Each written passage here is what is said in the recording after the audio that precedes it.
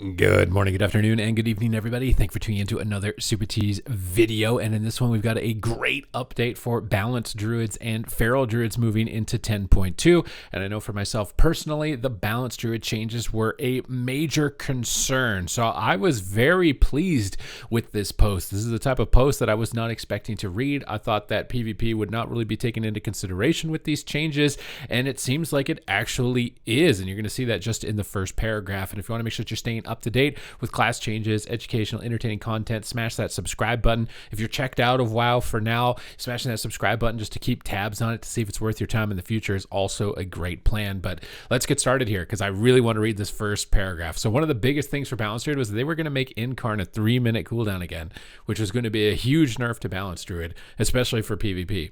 But now, as they've said here, we've been reading your feedback and agree that it's important for balanced druids in PvP to have the option to reduce Celestial Alignment's cooldown by 2 minutes to coordinate burst phases with the rest of their team. Orbital Strike worked very well in that regard and also made Celestial Alignment a very prominent visual. So we're going to change it back to its previous design and position in the talent tree. Now, do note, I'd seen a lot of players. Now, I don't know if they're balanced druid mains that are PvEers. I like keeping tabs on some of the PvE videos just because, seeing what's going on there can help me figure out why a change is being made. And a lot of the people were saying that they liked that. That Orbital Strike was going to act as a secondary cooldown, but I wasn't sure if that was actually going to be the case, and I wasn't really sure that Boomkin even really needed that much help when it comes to Mythic Plus specifically. Although the talent trees are pretty strict in PvE, and PvP it's really flexible. I almost see no balanced druid having the same talent tree as any other balanced druid, which is really cool. You can have a unique flavor with all the little different choices towards the end of the tree, and if they had gone forward with that, that likely would have changed and everyone would be playing very similar talent trees. So I'm thankful that this isn't coming through. Balance isn't getting that omega nerf. Definitely would climb up on a tier list.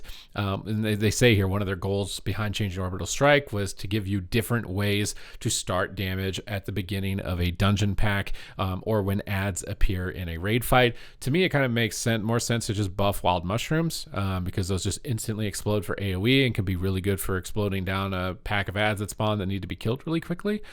I feel like that's likely where Wild Mushrooms should fit, at least from my opinion, in PvE.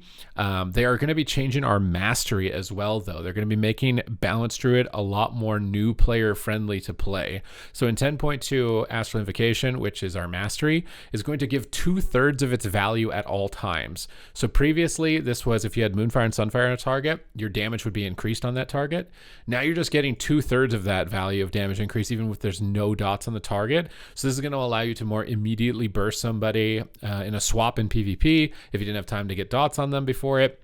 Or in PvE, you can just let it rip on Starfalls and get basically almost the max value and just start AoEing down the poles a lot faster. So it's a quality of life change. It's also going to make it more noob friendly in PvE because this was a big deal in terms of maximizing your burst damage. Still going to be favorable if you can to have your dots up to get that extra third of damage bonus, but 2/3 is going to still be a really big deal. Some quality of life changes and bug fixes to Orbital Strike and Power of Goldrin, which are likely not going to result in too much damage increase.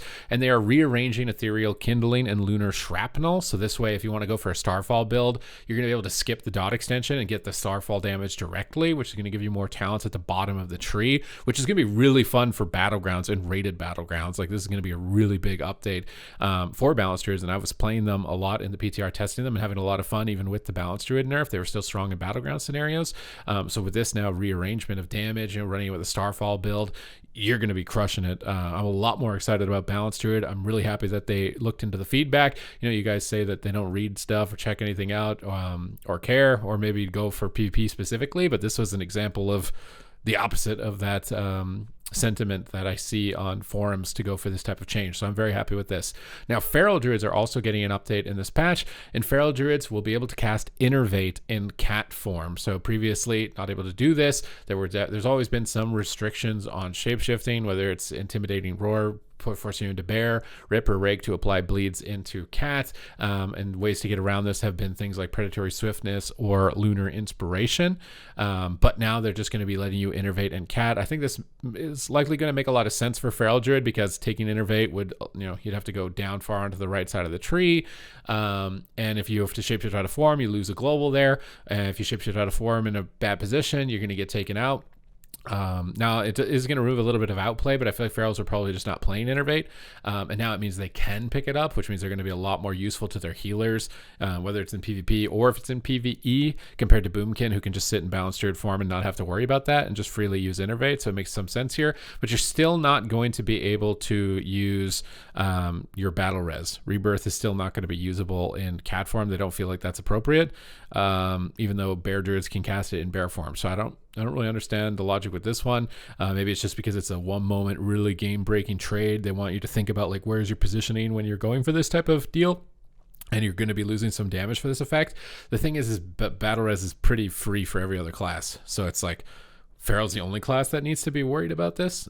So I don't really necessarily agree with the consistency here for this post for Feral Druid, but a little bit of a quality of life update. The biggest one with this one is just that they're listening to feedback. Changes are ongoing. The game is improving and moving into a pretty sick direction. Like pretty much every class that I've seen so far is looking absolutely crazy for 10.2. It's definitely an exciting patch when it comes to game balance to check out. Some really powerful set bonuses and massive swings of talent, power, and class rework. Almost like an entirely new expansion in that sense. So I'm definitely excited to check it out. Let me know what you think in the comments down below. Is this a good thing, a bad thing? Are you balanced Druid haters upset about this? Or do you think this is going to be likely better for the game overall? Other than that, thank you very much for watching the video, and I will see you in the next one.